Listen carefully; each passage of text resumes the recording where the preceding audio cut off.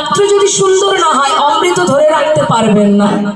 তাই পাত্রটা আপনাদের কাছে আছে, সেই পাত্রটা সুন্দর করুন।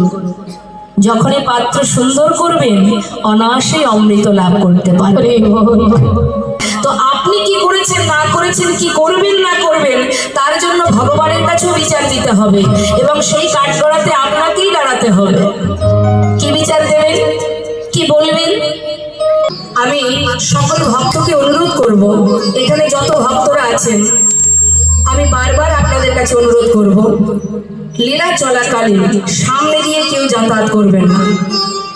কেমন? যদি যাওয়ার প্রয়োজন হয় সাইড দিয়ে যাবেন, কিন্তু সামনে দিয়ে একবারও যেন, আর বাচ্চারা যদি বারবার যাতায়াত করে আপনার যার যার বাচ্চা তার তার কাছে রাখুন। সামনে দিয়ে বারবার যেন হাঁটা চলা না হয়। এটা হরিবাসর, এটা ভক্তির আসর। তো এখানে মন যদি চঞ্চল হয়, মস্তিষ্ক যদি স্থির না থাকে, তাহলে কিন্তু লীলা কথা শুনতে ভালো লাগবে না। আপনাদের এদিকে সিরিয়াল দেখেন আপনারা? আমার টিভিতে সিরিয়াল হয়, আপনাদের এদিকে হয়? দেখেন আপনারা? দেখতে ভালো লাগে? আচ্ছা, সিরিয়াল চলাকালীন যদি কোনো ব্যক্তি এসে চ্যানেলটা চেঞ্জ করে দেয়, রাগ হয় না? হয় কি? বা সামনে দিয়ে যদি কেউ হাঁটাহাঁটি করে, রাগ হয় না? কারণ কেন বলুন তো রাগ হয়? তার প্রতি এতটাই আপনারা আকর্ষিত হয়ে যান, এতটা আপনারা মোহিত হয়ে যান, যদি কেউ কোনোভাবে ডিস্টার্ব করে আপনাদের রাগ হবে। ঠিক তদ্রূপ এটা হরিকথার আসর, হরিবাসরের আসর। এই হরিবাসরে স্থির চিত্তে লীলা শ্রবণ করতে হয়। আপনারা যদি বারবার মাথাটা এদিক ওদিক করতে থাকেন, কি দেখছেন আমাকে একবার বলবেন? কি এমন আছে, কি এমন দেখছেন? কে এলো কে গেল, এইগুলো দেখার জন্যই কি এখানে আসা? হ্যাঁ, তাহলে কেন মাথাটা এদিক ওদিকে ঘুরবে? জানেন তো, এই জন্য এই শাস্ত্রে বলে কলিযুগে ঘরে ঘরে হবে নাম সংকীর্তন, তথাপিও জীবের হবে নরকে গমন। আপনারা শুনছেন না? লীলা কথা শুনছেন তো মা?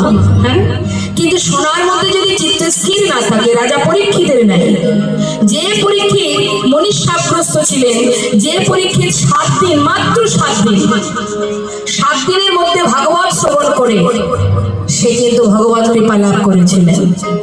তাহলে সারাদিন সারা রাত 7টা দিনের মধ্যে যদি সে ভগবানের চরণ পায়, তাহলে আপনি আমি আমরা বলতে পারবো যে এখনো 7 দিন বাঁচবো? বলতে পারবো আমরা? তাহলে একবার চিন্তা করুন তো, যে এই সময় এখন আছে, একটু পরে আমি চলে যেতে পারি, তাই না? তাহলে আমাদের কি করা উচিত? কি করা উচিত? এই পৃথিবীতে যেমন বিচারালয় আছে, আবার যখন আমরা গোবিন্দের পরিবারে যাব, ভগবানের পরিবারে, সেখানেও বিচারালয় আছে, বিচার হবে আমাদের। তা সেই বিচারালয়ে গিয়ে বিচার দিতে হবে। সেখানে কিন্তু কেউ কারোর দ্বারাই উদ্ধার হবে না, যার যার কাঠ গড়াতে তাকে একাই দাঁড়াতে হবে। আছে তো আমাদের এই পৃথিবীতে, এই মর্তধামে যেমন বিচারালয় আছে, কাঠগড়াতে আসামিকে দাঁড় করাতে হয়। তো আপনি কি করেছেন না করেছেন, কি করবেন না করবেন, তার জন্য ভগবানের কাছেও বিচার দিতে হবে এবং সেই কাঠগড়াতে আপনাকেই দাঁড়াতে হবে। কি বিচার দেবেন, কি বলবেন? হরিবাসরে বসে কে এলো আর কে গেল সেটাই দেখছিলাম। কে কি পড়লো, কে কি খেলো, এইটাই তো আমাদের কাজ নয় মা।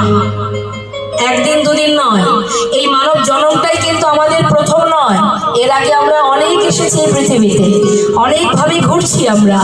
কে মানুষ পশু পাখি কে জন্ম নিয়ে, জলজান অবলাক্ষানি স্থাবরা বিংশতি কৃমিয়া রুদ্র সংখ্যক পক্ষিণম 10 লক্ষ কম 30 লক্ষানি পশু বানষ্ট 14 লক্ষানি মানবা।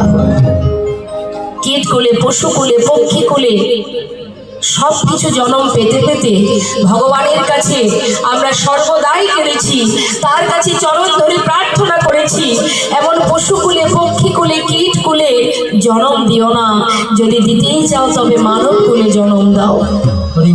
এই যে মানব জন্মটা, এটা অনেক সাধনার জন্ম, অনেক কষ্টের জন্ম। আপনি হরি বলতে পারছেন, দেখতে পারছেন, শুনতে পারছেন, সেবা দেওয়ার হাত আছে, ধরে রাখার হৃদয় আছে। একটা বৃক্ষ যেটা পারে না, একটা বনের পশু সেটা আমি আপনি পারি। তাই তো শাস্ত্রে বললেন দুর্লভ জনম মানব জনম। মানব জনমটা দুর্লভ কেন বললেন? কৃষ্ণ ভজনের জনম, ভগবানের নাম করার উপযুক্ত জনম। আপনি ঠাকুর ঘরে প্রবেশ করলে আপনাকে সসম্মানে ভিতরে যেতে দেবে, কিন্তু একটা বনের পশু যদি প্রবেশ করতে যায় তাকে যেতে দেবে মা? দেবে না। তাহলে উদ্ধারের পথ আমাদের এই মনুষ্য জনম। যদি মুক্তি পেতে হয়, যদি ভগবানের কৃপা পেতে হয়, যদি তার চরণে পৌঁছাতে হয়, তাহলে তো তার চরণ স্মরণ করতে হবে। না হলে যদি এই মনুষ্যকুলে জন্ম পেয়ে ভগবানের চরণ না পাই, তাহলে আবার তো বৃক্ষকুল, পশুকুল, পক্ষীকুলে জন্ম পেতে হবে। একবার ভাবুন, পশুকুলে জন্ম পেলে, বৃক্ষকুলে জন্ম পেলে, তখন কি আর উদ্ধার হতে পারবো? নাকি সংসারে ত্রিতাপ জ্বালা সারা জীবন ভোগ করবে? সংসার মানেই ত্রিতাপ জ্বালা, আধ্যাত্মিক জ্বালা, আদিদৈবিক জ্বালা, আদিভৌতিক জ্বালা। এই জ্বালা তোমাকে পেতেই হবে যতদিন তুমি বেঁচে থাকবে। তাহলে এই সুন্দর জনম পেয়েছি, কৃষ্ণ বলার বদল পেয়েছি, সদা সর্বদা এদিক সেদিক, এ কথা সে কথা, দিবস রজনী আবল তাবল পাচাল পড়িতে পারো, তাহার ভিতরে একবারও কি কৃষ্ণ বলিতে নারু, গোবিন্দ বলিতে নারু? কি হবে আর কথা বলে? সময় যে কারোর বন্ধু নয়, সে যে পার হয়ে যায়। আমরা কখনো ভুল করে বলি আমার সময় মোটে কাটছে না রে ভাই, সময় মোটে যাচ্ছে না, বলি না? কিন্তু আমাদের ভাবনাটাই ভুল বাবা। সময় সত্যি চলে যায়, সময় কারোর জন্য বসে থাকে না। আমরা সময়টাকে অবহেলা করে নষ্ট করছি। সবাই আমরা অবহেলা করছি সময়টাকে। এই তো সময়, দেখতে পাচ্ছেন? ওই দেখুন কে আসছে সেটা দেখছে। হ্যাঁ, যেখানে কৃষ্ণ নাম হচ্ছে, হরিনাম কৃষ্ণ নাম হচ্ছে, কৃষ্ণ কথা, অমৃত কথা। অমৃত সব পাত্রে থাকে না বাবা, আর অমৃত সবাই নিতেও পারে না মা। অমৃত নিতে গেলে তার সুপাত্রের দরকার হয়। পাত্র যদি সুন্দর না হয়, অমৃত ধরে রাখতে পারবেন না। তাই পাত্রটা আপনাদের কাছে আছে, সেই পাত্রটা সুন্দর করুন। যখনই পাত্র সুন্দর করবেন, অনায়াসেই অমৃত লাভ করতে পারবেন। পাত্রটাই তো আমাদের অমৃতের রাখার পাত্রটাই আমাদের নেই। সদা সর্বদাই আমাদের এই হৃদয় মাঝে শুধু কালিমা, মায়ার সংসারে লোভ লালসা কামনা বাসনা চাওয়া পাওয়াই জড়িয়ে আছে। যত সময় পবিত্র হৃদয়ে সুপাত্র তৈরি না হবে, তত সময় কৃষ্ণ কথা, হরি কথা সেখানে রাখতে পারবেন না। শ্রীবাস অঙ্গন তৈরি করো, হৃদয়টাকে শ্রীবাস অঙ্গন বানাও। শ্রীবাস মানে শ্রী মানে সুন্দর, বাস মানে বাসা। এই জায়গাটিকে যদি শ্রী মানে সুন্দর, সুন্দর বাসা তৈরি করতে পারো, তবেই তো মহাপ্রভু সেখানে ভক্তগণকে নিয়ে হরিনাম কীর্তন করবে। এই জায়গাটা পরিষ্কার করো, হৃদয়টাকে শুদ্ধ করো, পবিত্র করো, তবেই দেখবে সদা সর্বদা এখানে হরিনাম চলছে, কৃষ্ণ নাম চলছে। কেউ কারো নয়, এই জগতে কেউ কারো নয়। সেটা বুঝবো কবে? যেদিন পরিবার তোমাকে ঘর থেকে পথে নামিয়ে দেবে, দেবেই দেবে। এটা কলির প্রভাব। একদিন তোমাকে বুঝিয়ে দেবে এই জগতে যাদেরকে তুমি আপন করে বসে আছো তারা তোমার কেউ আপন নয়। এদিন তোমার আসলেই তুমি বুঝতে পারবে। কিন্তু সেজন আপন, যার নাম শোনার মধ্যেও চঞ্চলতা, যার নাম শুনতে বসেও অস্থিরতা, সেই তোমার আপনজন। একবার ভাবো, চিন্তা করো, শেষের দিনে যখন যাবে কেউ তোমার সঙ্গে যাবে না, যাবে মা? কে যাবে? শুধুমাত্র হরিনাম। প্রভু বললেন জীব আমাকে ভুলে যেতে পারে, জীব ভুল করতে পারে, আমি যে পিতা, আমি যে বিশ্ব পিতা, পিতা হয়ে সন্তানের অপরাধকে গ্রহণ করব কি করে? তাই এখনো ভাবতে হবে মা, আমাদের কি করা উচিত। বলা যায় যদি একটু পরে চলে যায়, যত সময় দেহে প্রাণ আছে, চলতে ফিরতে অপবিত্র পবিত্র বা সর্বাবস্থাগত বিবাহ জনশ্বরী পুণ্ডরীকাক্ষ সবার জব্বান্তর করো শুচি।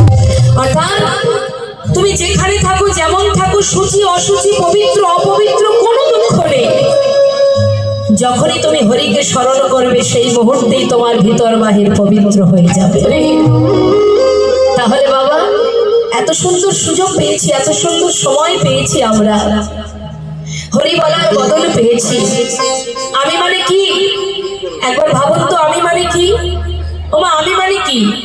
এই যে দেহটা, আপনারা ভালো করে ভাবুন, এই দেহটা কি আমি? এই দেহটা কি আমি? হ্যাঁ কিনা বলবেন তো? দেহটা কি আমি? এটা আমার দেহ, তাই না? হাত দুটো কি আমি? চোখ আমি? আমরা বলি হাত আমি, চোখ আমি বলি না, কি বলি? হাত আমার, চোখ আমার, দেহ আমার, তাই তো? চরণ আমার। তাহলে এগুলো আমার, এগুলো তো আমি নই। তাহলে আমি কোথায়? একবার চিন্তা করুন তো, আমি কোথায় আছি? এই দেহের মধ্যে আপনি যদি এই দেহটাকে কেটে কেটে টুকরো টুকরো করে দেন, এর মধ্যে আমি কোথায় আছি দেখা যাবে? খুঁজে পাওয়া যাবে? আমি দাঁড়িয়ে আছি, আমি আপনাদের মতো ভক্ত সঙ্গ লাভ করছি, মুখে কৃষ্ণ কথা বলছি, দর্শন করছি, শ্রবণ করছি, আমি করছি। এই যে দেহটা, এই দেহটাকে কে চালায়? মন। এই মন এই দেহের দশেন্দ্র ষড়রূপকে চালনা করে কে? এই মন। আর মনকে কে চালায়? মনকে কে চালায়? আপনি এখানে বসে আছেন, বাড়ি থেকে যখনই বেরিয়েছেন, ঘর থেকে বেরোবার সময় মনে মনে স্থির করেছেন অমুক জায়গায় আজ সাধু গুরু বৈষ্ণবের সমাগম হবে, হরিবাসর হবে, কৃষ্ণ কথা হবে। যখনই আপনি মনে মনে ভেবেছেন, আপনার মন যেদিকে ছুটে গেছে, আপনার দশেন্দ্র ষড়রিপু অর্থাৎ আপনার এই দেহটা মনের সাথে সাথে চলে গেছে, তাই তো? তাহলে মন যেদিকে যায়, দেহ সেদিকে যেতে বাধ্য। আর মনকে কে চালায়? মনকে চালায় আমি। আমার মনকে আমি যেদিকে নিয়ে যাব, আমার মন সেদিকেই যাবে। অর্থাৎ মনকে চালনা করি আমি, মনকে চালাই আমি। মন চঞ্চল, মন কিন্তু স্থির নয়। মনের ভিতরে এক এক সময় এক এক চিন্তা আসে, আসে তো? এক এক সময় এক এক ভাবনা আসে, কখনো কষ্ট, কখনো হাসি, তাই তো? কিন্তু মনকে চালনা করে স্বয়ং আমি। আমি মানে সাক্ষাৎ, আমি মানে চেতনা, আমি মানে চৈতন্য, আমি মানে ভগবানের অংশ। হরি বল, হরি বল। তাই আমি যতক্ষণ আছি আমার দেহ আছে, আমি যেদিন থাকবো না আমার দেহ থাকবে না। এ তো অসার দেহ, প্রকৃতির সৃষ্টি। এ যেমন দিয়েছে আবার কেড়েও নেবে। শুধু আমার মৃত্যু নেই, আমার দেহের মৃত্যু আছে। আমার দেহটা শেষ হয়ে যাবে, আমি তো মরবো না। আমার মৃত্যু নেই, আমার রং নেই, আমার কোনো মৃত্যু নেই। তাই শাস্ত্র বলছে, আগে তুমি ভাবো তুমি কে? তুমি কে? তোমার পরিচয় কি? তোমার ঠিকানা কি? তোমার আপন জন কে?